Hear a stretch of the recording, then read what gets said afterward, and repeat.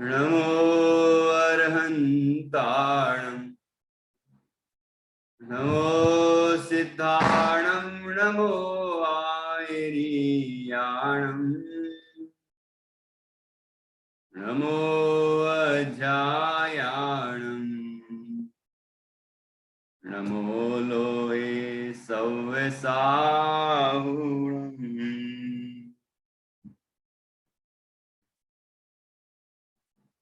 ऐसो पंचणमो यारो सव पावपणासिनो मंगलाणं च सव्येसिं परमं होहि मंगलम् चत्तारि मंगलम् अरहन्ता मंगलम् सिद्धा मंगलम् साहु मंगलम् केवली पर्णातो धम्मो मंगलम् चत्तारि लोगोत्तमा अरहन्ता लोगोत्तमा सिद्धा लोगोत्तमा साहु लोगोत्तमा केवली पर्णातो धम्मो लोगोत्तमो चत्तारि शरणं पवजामि अरहन्ते शरणं पवजामि सिद्धे शरणं पवजामि साहु शरणं पवजामि केवली पर्णातं धम्मं शरणं पवजामि केवली पर्णातं धम्मं शरणं पवजामि।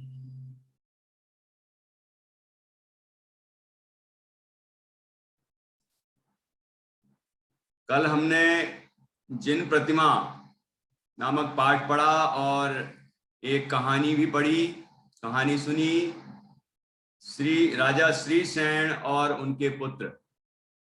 और आपसे कहा था कि अभी तक जितनी कहानियां हो गई हैं उनको आप बढ़िया से पक्का कीजिए, कविताएं जितनी हो गई हैं उनको भी पक्का कीजिए और फिर सुनाइए। तो मैं अभी सुनूंगा किस किस ने अच्छे से तैयार किया है। और कल जो कहानी सुनाई थी राजा श्रीसेन और उनके पुत्र, तो उसमें राजा का नाम तो श्रीसेन और उनके दोनों पुत्रों का नाम इंद्रसेन और उपेंद्रसेन। इंद्रसेन जो बड़े भाई थे उनकी शादी हुई थी श्रीकांता नामक राजकुमारी से, ठीक है। और उस राजकुमारी के साथ एक जो स्त्री आई थी उसकी सेवा के लिए, उसका नाम था अनंतमती, ठीक है। तो वो अनंतमती कोई महासती वाली अनंतमती नहीं है ना, वो साधारण स्त्री थी। और फिर इसकी क्या घटना हुई वो सारी हमने आपको सुनाई थी। और दोनों भाइयों में उस अनंतमती के कारण से किस तरह युद्ध हुआ, फिर उसके कारण उनके पिता श्रीसेन और उनकी माताएं दोनों मृत्यु को प्राप्त हुई। फिर वो उनने जो आहार दान दिया था मुनिराज को, इस कारण से वो भोग भूमि में गए।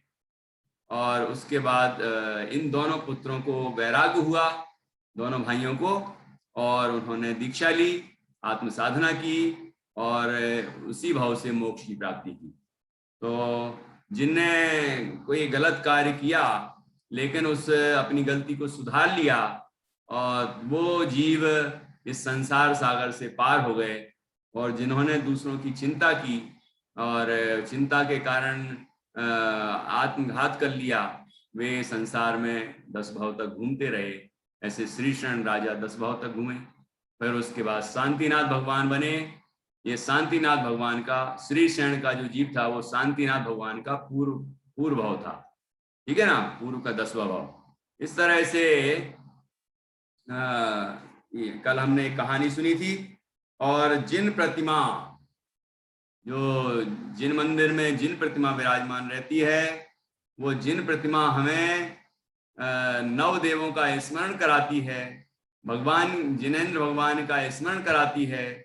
और उसकी स्वच्छता का कर्तव्य हमारा है। हमें जिन मंदिरों को, जिन बिंबों को स्वच्छ रखना चाहिए, ये बात हमने दोहों के माध्यम से समझी थी।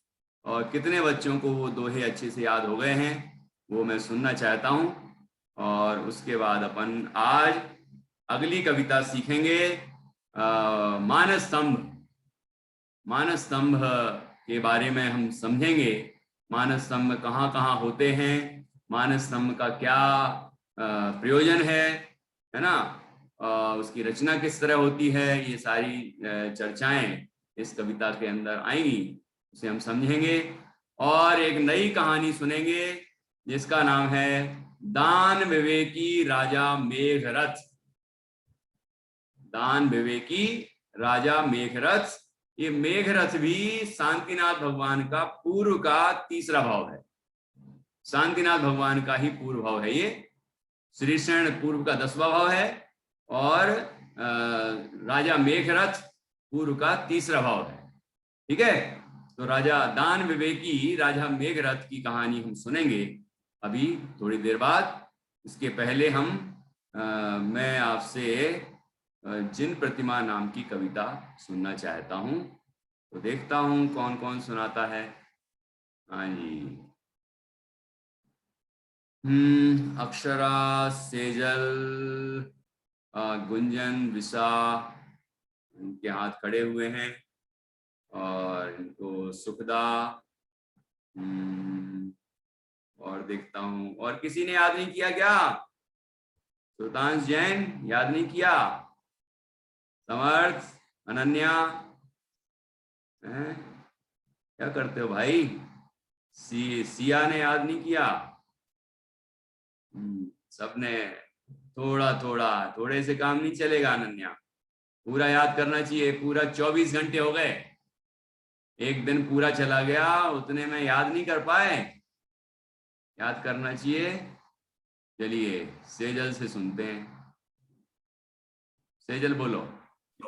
जिन प्रतिमा जिन देव की, जिन वर के ही समान, जिन वर का स्मरण जो सोवे शिवधान, नव देवों का स्मरण देखते जिन बंदे, दुष्ट कर्म सब नाश हो, यह आगम का लेख। जिन प्रतिमा को देखते दिखता आत्म स्वभाव, बरता आनंद प्रति समय प्रकृति शुद्ध स्वभाव।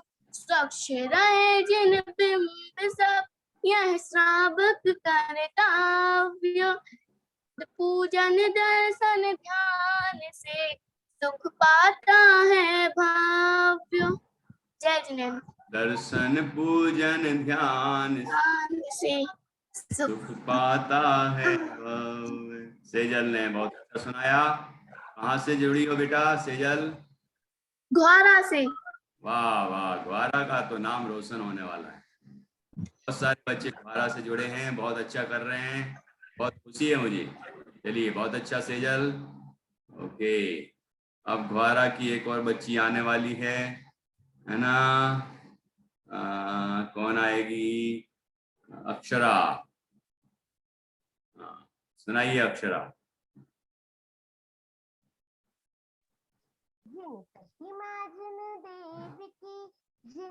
आवाज सुनाई नहीं दे रही है।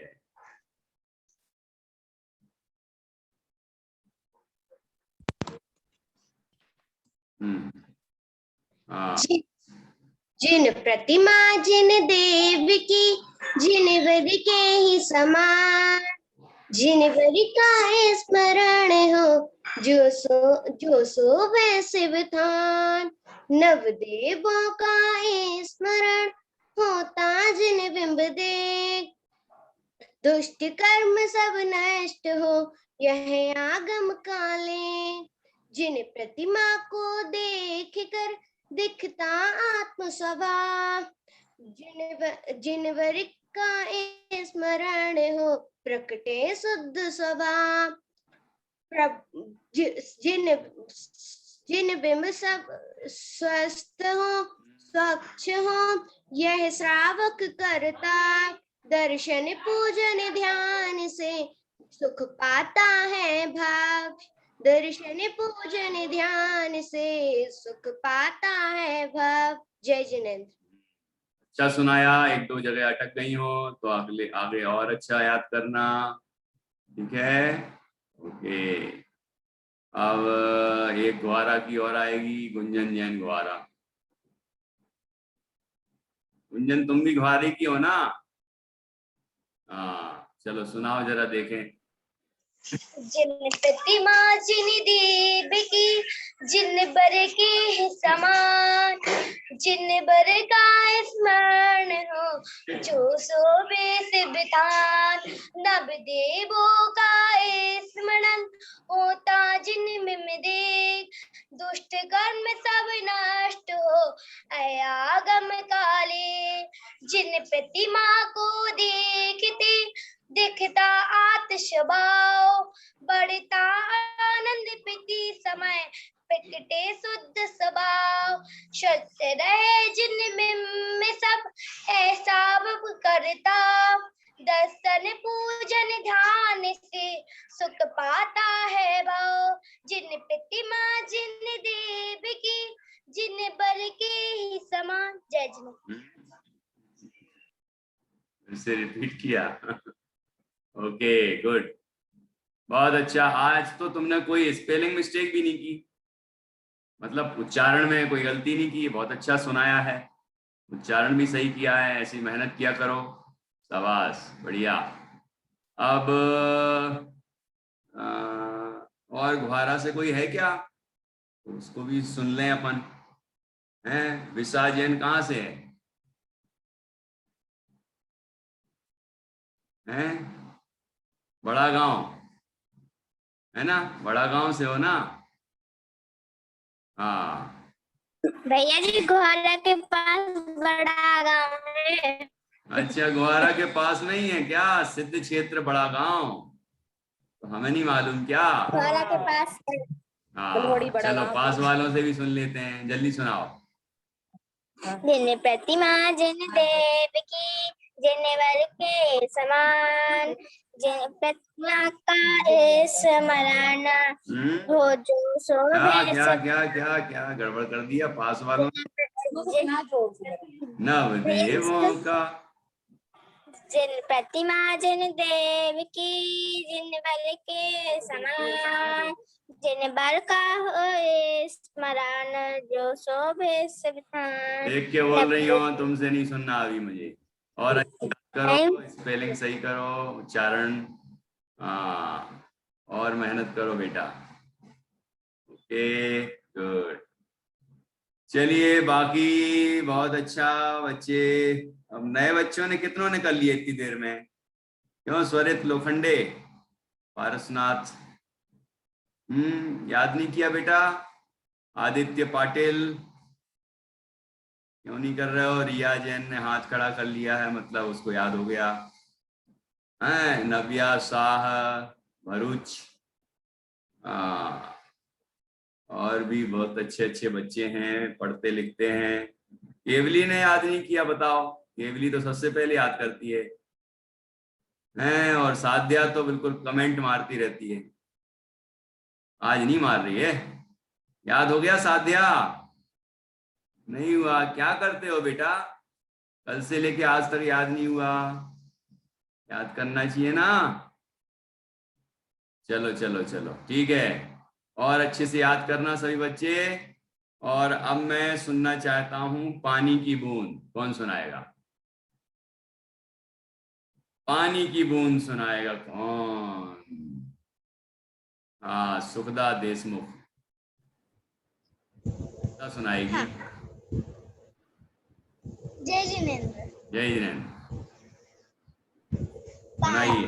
की एक कहती, बिना छने मुझको मत पीना, मुझ में जीव असंख्य रहती, जिन वाणी माँ का है कहना, स्वच्छ छना पानी ही पीना, पानी व्यर्थ खर्च मत करना, स्वस्थ रहेगा तन मन तेरा, ज्ञान व सुख का रहेगा डेरा, प्रभुति में चित्त रमेगा, आत्म ध्यान कर शिव सुख होगा, संकल्प है करना, बच्चों एक संकल्प है करना, बिना पानी सदा छान कर पीना, पानी सदा छान कर पीना, पानी सदा छान कर पीना। जय जिनेंद्र। बहुत अच्छा, सुखदा ने तो कमाल कर दिया। वाह, सुखदा, सुख देने वाली। हाँ बिल्कुल, सुखद काम किया है, खुशी खुशी मिली मुझे, बहुत अच्छा लगा। और सिया क्या सुनाओगी? हाँ बोलो बोलो। पानी की एक बूंद है कहती, सदा पानी छान कर पीना, मुझ में जीव असंख्य रहते, जिनवाड़ी माँ का है कहना। बच्चों एक संदेश है कहना, अच्छा पानी याद से नहीं किया। छान कर पीना। भाव तो अच्छे पता है तुम्हें, लेकिन याद नहीं हुआ अच्छे से। कहाँ से हो बेटा सिया? बेगमगंज। बेगमगंज। बेगमगंज वाले देखो अभी इतना अच्छा अच्छा सुनाते हैं तुम्हारे साथ वाले, तुम्हें भी और अच्छा याद करना है, ठीक है? जी भैया जी। ओके, चलो देखते हैं। गुड गुड गुड, उत्साह अच्छा है बच्चों में। वारा, बेगमगंज और ये दमोह वाली दोनों बहनें बहुत अच्छा करती हैं। अनन्या तो बिल्कुल नाचती रहती जब तक, मतलब उसके अंदर हाव भाव देखोगे तो ऐसा लगेगा, आवाज भी नहीं आएगी तो भी ऐसा लगेगा कि वो सब समझ में आ रहा है ना क्या बोल रही है वो, एकदम पूरी एक्टिंग के साथ ये पूरा भाव भाषण हो जाता है। और देखो हमारी ये बच्ची कुमारी से है, रायपुर के पास एक छोटा सा गांव है ना, है रायपुर के पास में, दमोह के पास। दमोह के पास में है। अच्छा अच्छा अच्छा, ठीक है। तो कुमारी जी, नहीं कुमारी की रिया, तो रिया क्या सुनाएगी? श्रावण। सर, हाँ, जिन्हें प्रतिमा देव की सुनाऊंगी। अच्छा सुनाओ सुनाओ, चलो सुनाओ जल्दी, फिर टाइम हो रहा है। जिन प्रतिमा जिन देव की, जिन वर के ही समान, जिन वर का सामण हो, तो सोवे शिव सिवदान। नव देवों का समरण होता, शिव ब्रह्म देखा, दष्ट कर्म सब नष्ट हो, यह आगम काले। जिन प्रतिमा को देखते दिखता आत्म स्वभाव, बढ़ता आनंद प्रतिम समय प्रकृति, शुद्ध स्वभाव, स्वच्छ रहे बिंब सब, यह सब कर्तव्य, दर्शन पूजा ध्यान से सुख पाता है भव। जय जिनेंद्र। जय जिनेंद्र। और अच्छा याद करना अगली बार। हाँ भैया जी। श्रावक, श्रावक के 6 आवश्यक कौन सुनाएगा? भैया जी मैं। हाँ अनन्या सुनाएगी, चलो ओके सुना अनन्या। नित्य की पूजन नित्य करना, जिन गुरु की उपासना करना, स्वाध्याय कर नित्य को लखना, संयम स्वाध्याय कर निज को लखना, को लखना, समय पूर्वक जीवन, संयम पूर्वक जीवन जीना, तपते कर्म शत्रु को दलना, सबसे कर्म शत्रु को दलना, दान स्व पर हेतु करना, प्रभु के दर्शन, प्रभु के प्रतिदिन 6 कर्तव्य पालना, प्रभु के प्रतिदिन 6 कर्तव्य पालना, आवश्यक श्रावक के जानना। आवश्यक श्रावक के जानना। हाँ ये थोड़ा और पक्का करना है अच्छे से। ओके,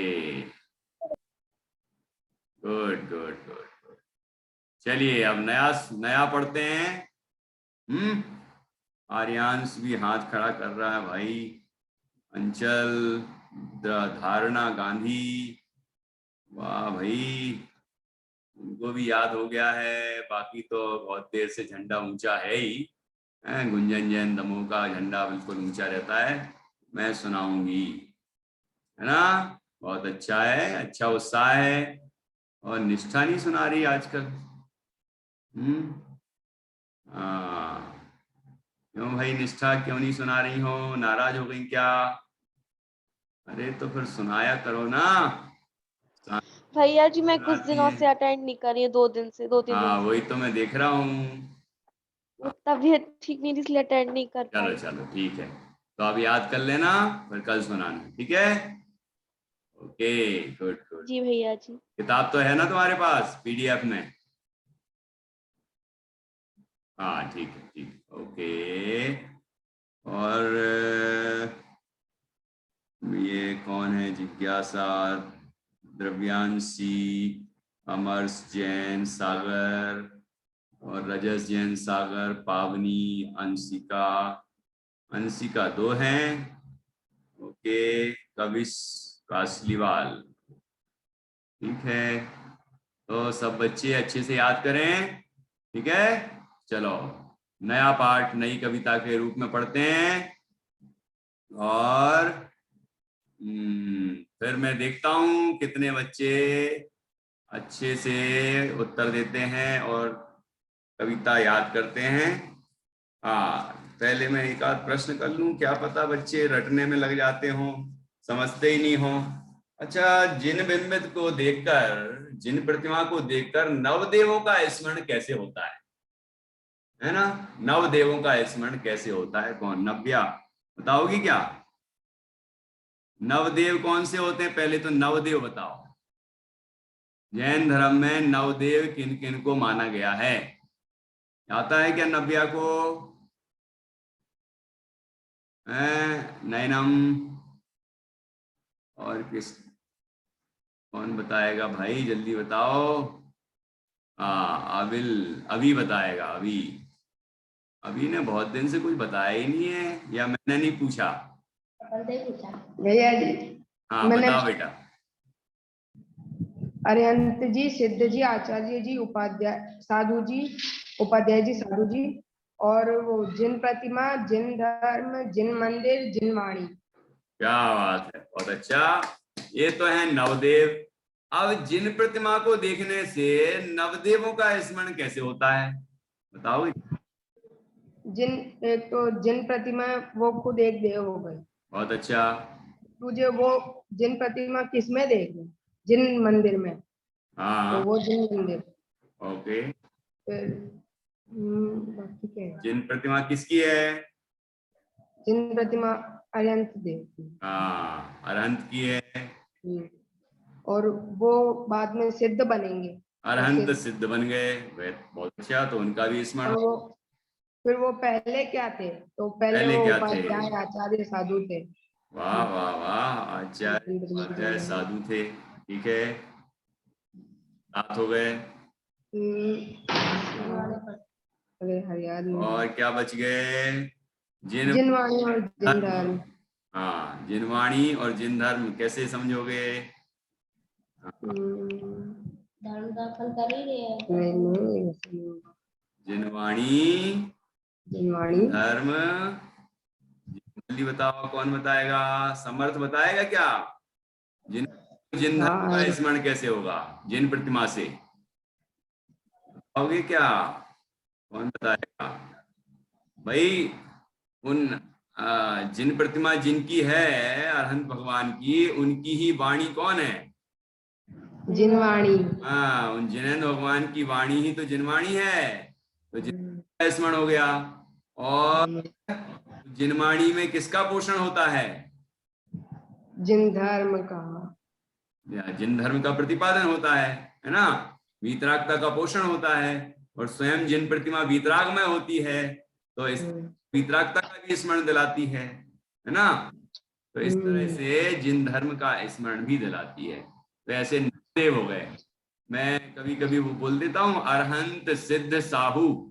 तो अरहंत सिद्ध और साहू मतलब आचार्य उपाध्याय साधु, ठीक है। फिर उसके बाद अरहंत सिद्ध साहू तिदयम, ये 3 साधु। जिन धम्म वयण पडिमाहु। जिन धम्म मतलब जिन धर्म, वयण वचन, पडिमाहु जिन प्रतिमा, 9 8। और नीचे की लाइन में क्या है? अरहंत सिद्ध साहू तिदयम जिन धम्म वयण पडिमाहु जिन जिन निलया निलय, जिन मतलब जिन मंदिर, तो ये होगा 9। जिन निलया इदराए नवदेवा दिंतु में बोही। नवदेव दिंतु बोही, मुझे बोधि प्रदान करें, अर्थात में ज्ञान प्रदान करें, रत्नत्रय प्रदान करें, मुझे मोक्ष मार्ग प्रदान करें, ऐसी भावना उस गाथा में पाई जाती है। ठीक है, चलो बहुत अच्छा। अभी तुमने किंजल कहाँ है? भैया जी ये पास में बैठी है। पास में बैठी है? आजकल पढ़ती लिखती तो बिल्कुल नहीं है। हाँ, ये पास में बैठी रहती है। हाँ, दिख गई। तो इसे याद किया करो है। हाँ, बहुत अच्छा। चलो ठीक है, तो ये गाथा भी एक बार दोहरा लें, याद तो हो ही गई होगी। अरहंत सिद्ध साहू, बोलो अरहंत सिद्ध साहू हृदयम जिण धम्म वयण पडिमाहु। हृदयम जिण धम्म वयण पडिमाहु जिण निलया जिण निलया। जिण, इसमें ना नहीं आता है ना, णा नमोकार में णा आता है ना, जैसे वैसे यहाँ णा आ रहा है कि नहीं? हाँ, जिण निलया इधर आए नवदेवा दिन तुम्हें बोही। नवदेव मुझे बोधि प्रदान करें, नवदेवा दिन तुम्हें बोही। अरहंत सिद्ध साहू हृदयम जिण धम्म वयण पडिमाहु जिण निलया इदराए नवदेवा दिन तुम्हें बोही। है ना? किसको याद हो गई? याद करोगे? प्राकृत की गाथा है ये, लेकिन बहुत सरल है, आप समझ लेंगे तो सब याद हो जाएगी। देखो, अरहंत सिद्ध साहू, ठीक, तिदयम 3 साधु हैं, आचार्य उपाध्याय साधु हैं। अरहंत सिद्ध साहू तिदयम जिण धम्म वयण पडिमाहु जिण निलया इदराए नवदेवा दिन तुम्हें बोही।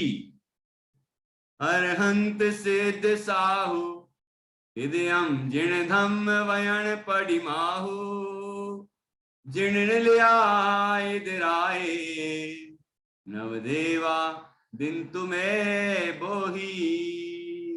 ये नवदेवों का स्तवन करने वाली वो ये प्राकृत भाषा की एक गाथा है। ठीक है, इसके आधार से ही वो नवदेव स्तवन लिखा है ना, जो एक दिन यहाँ से पढ़ा गया था। हाँ, एक और उस पर अपन ने वो वीडियो भी बनाया था, जो एडिटिंग में आते हैं उनको पता होगा, है ना समर्थ, है कि नहीं? और भी बच्चे आते हैं, सबको पता होगा कि वो नवदेव वाला स्तवन, तो वो इसी गाथा के आधार से तैयार किया है ना। चलिए, ओके, तो अब अपन मानसम पढ़ते हैं।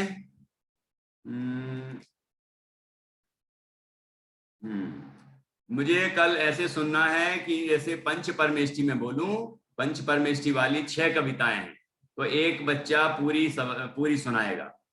ठीक है, पंच परमेष्टि, फिर अरहंत, फिर सिद्ध, फिर आचार्य उपाध्याय, फिर साधु, ऐसी। उसके बाद 6 आवश्यक, श्रावक के 6 आवश्यक, तो वो कविता पानी की बूंद। ठीक है, उसके बाद जिन प्रतिमा, फिर अभी पढ़ा रहा हूं मानस स्तंभ, ये सब सुनना है मुझे। ठीक है, और एक दिन आपको वो विनयवान ग्वाला भी सिखाई थी, जो अभी आने वाली है थोड़े आगे, ये भी सिखा चुके हैं, विनयवान ग्वाला। अच्छे से याद करो भाई, हैं, याद करो। और एक उठो आत्मन भी सिखा चुके हैं ना आपको, उठो आत्मन। हाँ, एक दिन वो दीदी आई थी ना, उनने सिखाया था आपको। चलो बढ़िया, अब मानस स्तंभ सीख लेते हैं। हाँ, फिर कहानी। मैं यहाँ से आपको चैटिंग बहुत सारी हुई हैं, लेकिन मैं पढ़ नहीं पाऊंगा इतनी सारी अभी, बाद में पढ़ लूंगा। चलिए देखते हैं।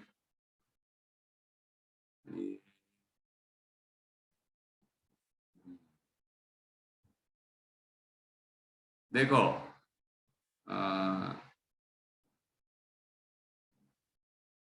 ये जिन प्रतिमा तो हो गई, इसके आगे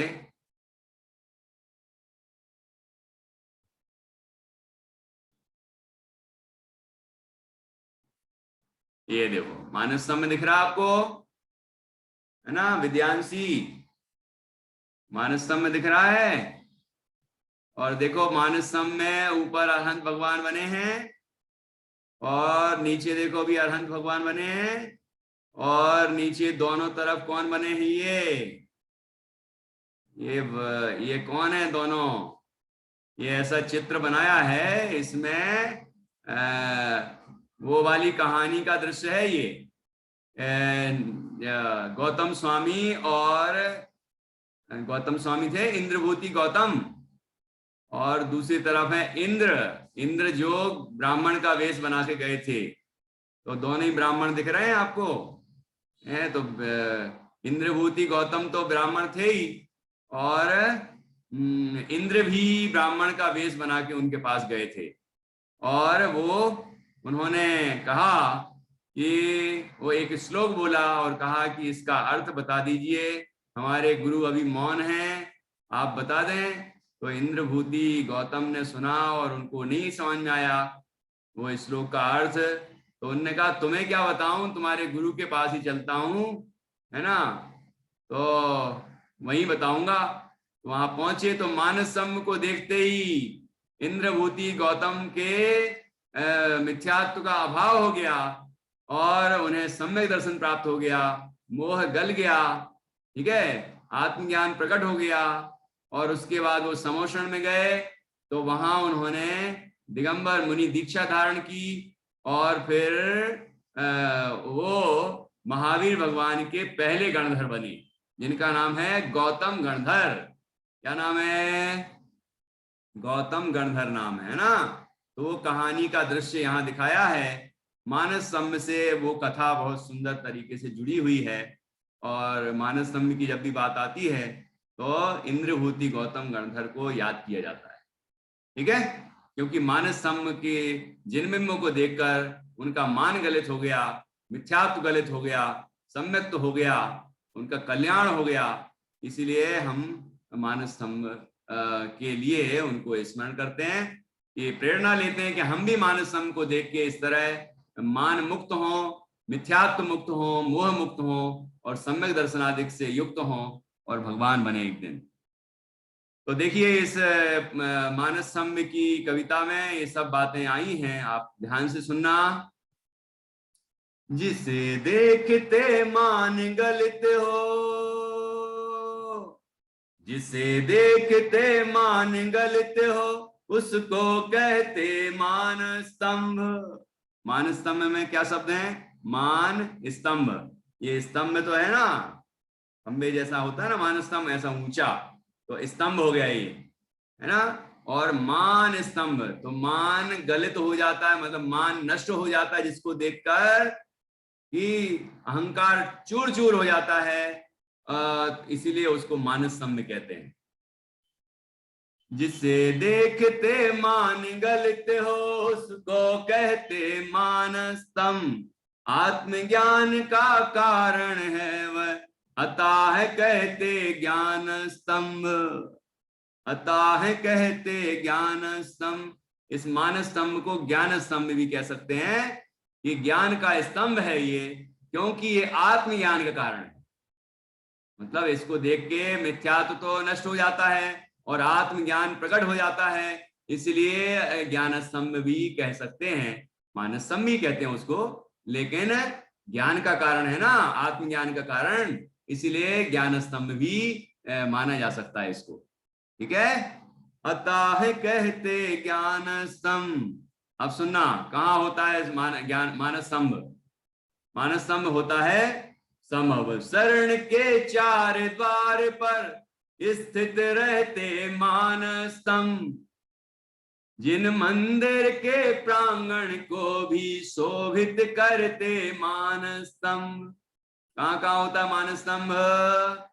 समोषण, भगवान का समोषण लगता है, कहीं समोषण मंदिर देखा होगा है, हमारे जो इंदौर के बच्चे हैं उनने समोषण मंदिर के दर्शन किए होंगे, है ना, पलासिया में।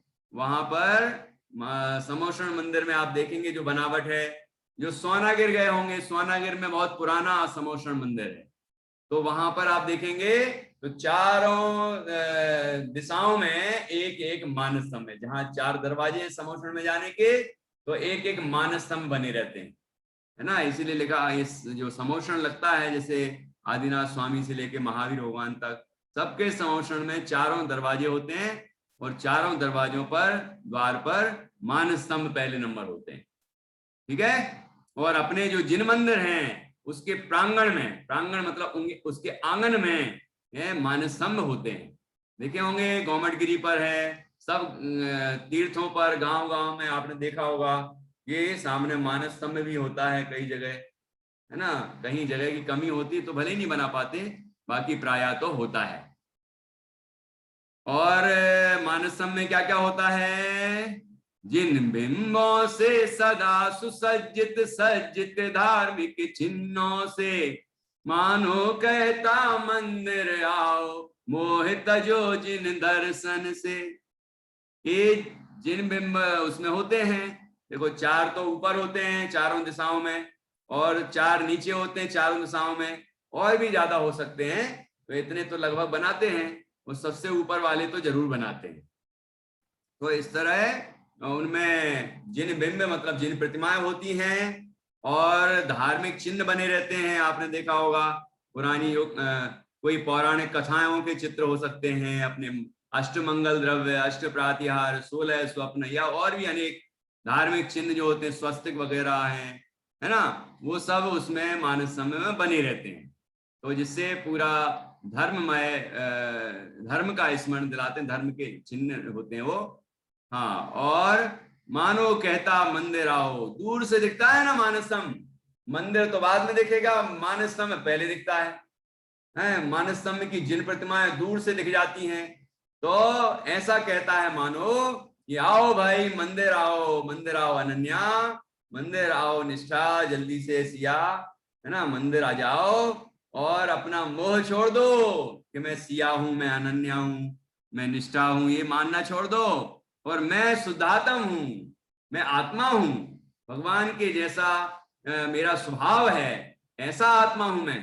तो ऐसा अंदर में अनुभव करो, मोह तजो जिन दर्शन से, जिन्हें भगवान का दर्शन करके मोह को छोड़ दो। ये मानो ये प्रेरणा देता है मानस स्तंभ। ठीक है, दूर दूर से जिन प्रभु को लख भविजन पाते भेद विज्ञान। मानस स्तंभ दूर से ही दिखता है, उसके जिन बिंब ऊपर जो सबसे ऊपर रहते हैं ना, वो तो दूर से ही दिख जाते हैं। तो दूर दूर से जिन प्रभु को लख देखकर, जिन्हें भगवान के जिन बिंब को देखकर भव्य जी भेद विज्ञान प्राप्त कर लेते हैं।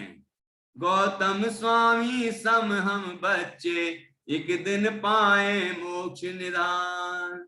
और ये भावना करते हैं हम कि हम गौतम स्वामी की तरह एक दिन हम सभी बच्चे, हम सभी लोग, हम सभी भव्य जीव मोक्ष की प्राप्ति करें, ये भावना हम भाते हैं। ठीक है, ठीक है, मानस स्तंभ की कविता समझ में आई, और मानस स्तंभ के इसमें परिभाषा भी आ गई, इसमें मानस स्तंभ कहाँ कहाँ होता है, वो किस तरह बनता है, और ये सारी चीजें आ गई, उसका प्रयोजन भी समझ में आ गया। इस कविता के अंदर वो सारे भाव हैं। ठीक है, चलिए एक बार और पढ़ लेते हैं।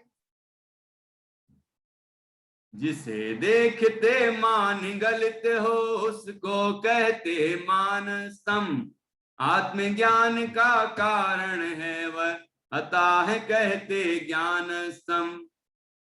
समो शरण के चार द्वार पर स्थित रहते मानसम, जिन मंदिर के प्रांगण को भी शोभित करते मानसम, जिन बिंबों से सदा सुसज्जित सज्जित धार्मिक चिन्हों से मानो कहता मंदिर आओ, मोह तजो जिन दर्शन से। दूर दूर से जिन प्रभु को लख भवजन पाते भेद विज्ञान, गौतम स्वामी सम हम बच्चे एक दिन पाए मोक्ष निधान, एक दिन पाए मोक्ष निधान, एक दिन पाए मोक्ष निधान। समझ में आया मानसम के बारे में? अच्छा बताओ, मानसम कहाँ कहाँ होते हैं? चलो प्रश्न का उत्तर दो। नैनम बताएगी कहाँ कहाँ होते हैं। समोशरण में। समोशरण के अंदर हैं? नहीं, हैं जब अपन एंटर होते हैं तब। अच्छा, जब अपन एंटर होते हैं तब होते हैं। कितने जगह होते हैं? 4। समोशरण के 4 द्वार हैं, 4 द्वार पर मानस्तंभ। ठीक है, बहुत अच्छा। और कहाँ होते हैं? और मंदिर के भी प्रांगण हैं, क्या है?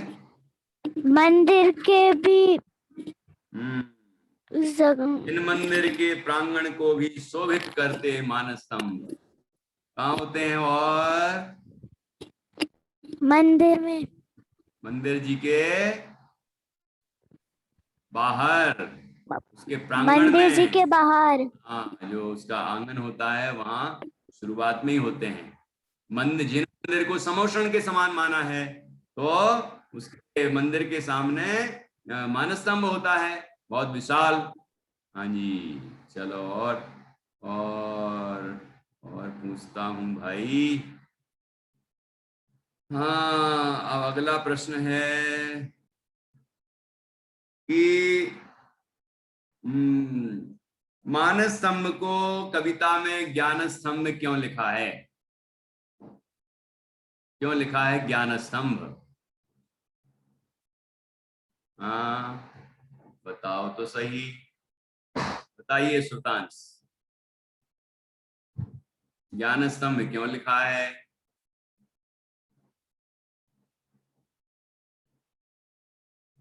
हाँ, अनम्यूट करो। मानस स्तंभ को 2 मिनट 2 मिनट ही तो नहीं है।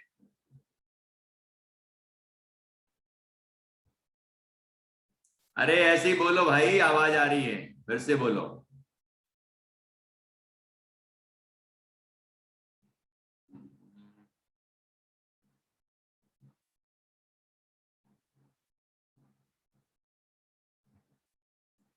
क्या है वो कान वाला लगा? हाँ, बोलिए साहब। आवाज आ रही है? आवाज आ रही है? आ रही है। प्रधानमंत्री जी बोलिए। मानस स्तंभ को हमने इसलिए ज्ञान स्तंभ कहा है क्योंकि वो उसमें उसको देख के हमें हमको उसको समोशरण की याद आती है। अरे क्योंकि उसमें सब कहीं आपकी पूजा सार्थक गलत, और आप खुद हमको रत्नों के झाड़ चला दी भगवान को। गलत हो गया बेटा। इतना तुमने समय खराब किया लेकिन जवाब तो बिल्कुल सही नहीं दिया। आशा थी, तुमने निराश कर दिया मुझे। हाँ, निष्ठा बताएगी। हाँ बताओ निष्ठा। क्योंकि वह आत्मज्ञान का कारण है। हाँ, उसे देखकर आत्मज्ञान होता है। बहुत अच्छा, बहुत अच्छा, शाबाश। जिन भगवान को जब देखते हैं तो आत्म ज्ञान प्राप्त होता है ना, कि उन जैसा मैं भी हूँ, मैं भी भगवान बन सकता हूँ, उनके जैसा मेरा स्वभाव भी है। तो आत्मज्ञान का कारण है, इसीलिए उसे ज्ञान स्तंभ भी लिखा है। ठीक है। और मानस स्तंभ क्यों कहते हैं उसको? मानस स्तंभ, मानस स्तंभ क्यों कहते हैं भाई? यथार्थ में मानस स्तंभ क्यों कहते हैं उसको, है ना? वास्तव में जल्दी भैया जी नहीं पता, क्या कर रहे हो नहीं पता भाई? सुनते नहीं हो क्या? अच्छे से सुना करो भैया। ओके, आर्यांश बताएंगे क्या? नहीं बताएंगे। ओके, प्रतिष्ठा बताएगी। प्रतिष्ठा बताओ। क्योंकि मानव तन से मान नष्ट हो जाते हैं। क्या बात है, मानस स्तंभ को देखकर हमारा मान नष्ट हो जाता है, इसीलिए उसे मानस स्तंभ कहते हैं। बिल्कुल सही। मैं बहुत अच्छा। जो पहले वाला आंसर है तो वो जीजी ने दिया था। हाँ। अच्छा अच्छा, बढ़िया, गुड। अरे, और अगला प्रश्न है हमारा कि मानस स्तंभ हमें क्या प्रेरणा देता है? मानस स्तंभ हमें क्या प्रेरणा देता है? क्या कहता है हमसे मानस स्तंभ? अनन्या बताएगी। वो कहता है, आओ मंदिर दर्शन करो, तुम्हारा मोह छोड़ो, तुम्हारा नाम छोड़ो। क्या बात है, बहुत अच्छा। मानो कहता, मंदिर आओ, मोह तजो जिन दर्शन से।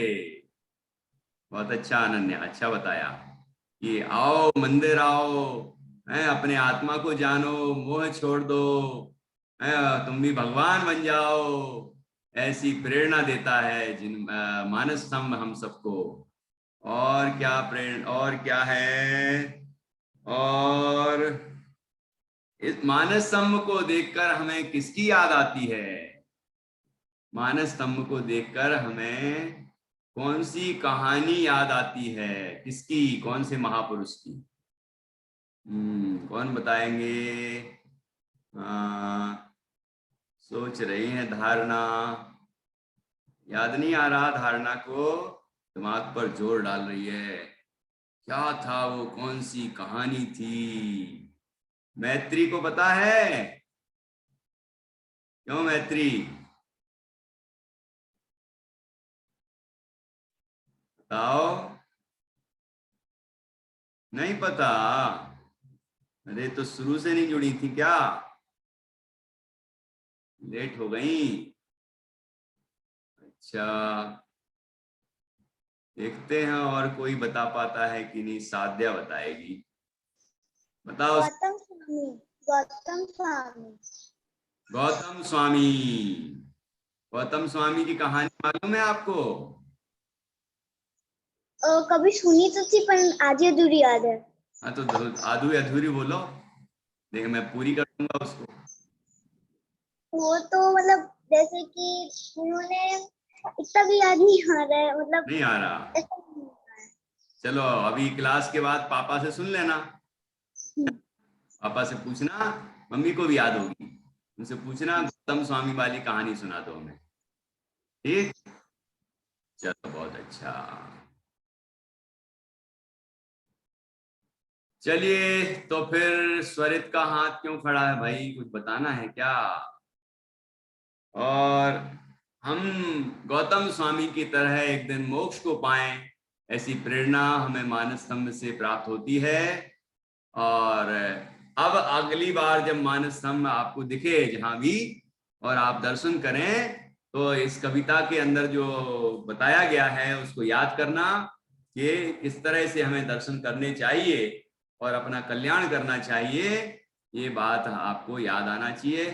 तो अपने पढ़ने की सार्थकता है ना। सार्थक क्यों, यथार्थ नाम है उसका, तो सार्थक तो है, समर्थ नाम है एक का। आज सार्थक नहीं दिख रहा कोई। चलो ठीक है, सब सार्थक है, सब इस पढ़ाई को सार्थक करेंगे। हाँ चलिए, तो अब हम कहानी की तरफ बढ़ते हैं। कल का पाठ रहेगा दिनचर्या।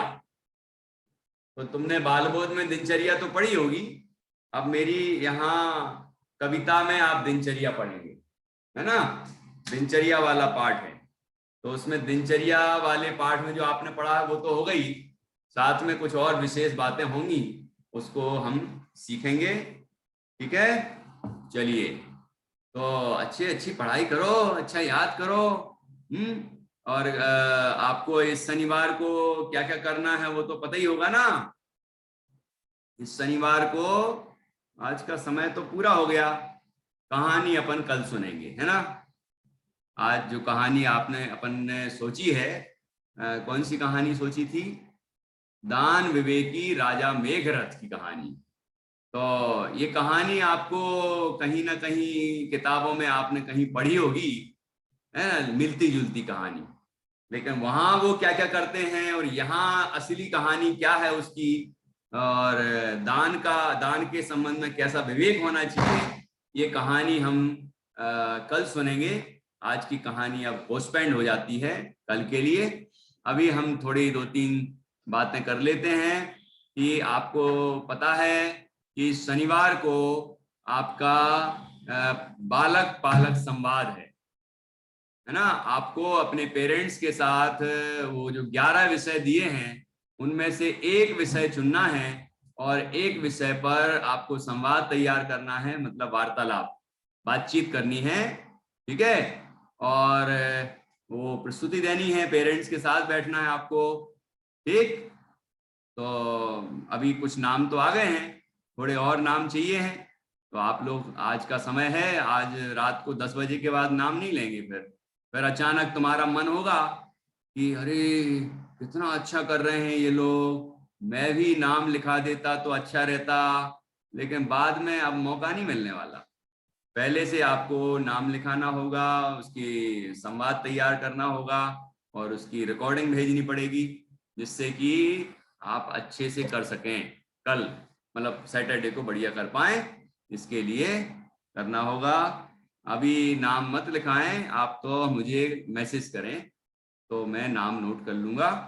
कौन सा आपका नाम लिखें, उसमें स्थान का नाम लिखें और कौन सा विषय आप ले रहे हैं, कौन से विषय पर आप संवाद करेंगे, और फिर संवाद करके आपको वो भेजना पड़ेगा, है ना, रिकॉर्डिंग भेजनी पड़ेगी।